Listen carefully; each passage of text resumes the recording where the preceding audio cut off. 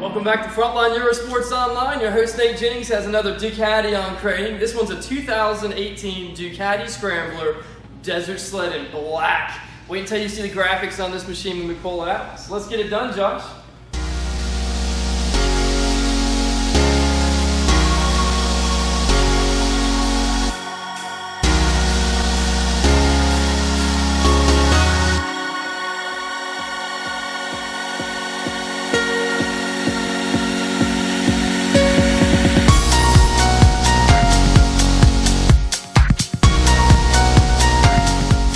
This thing out. We've got the Scrambler in black, and look at the graphics on that fuel tank.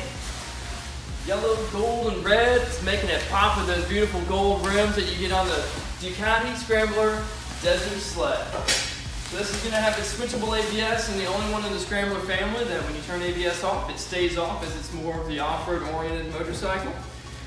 A reinforced frame to take more abuse.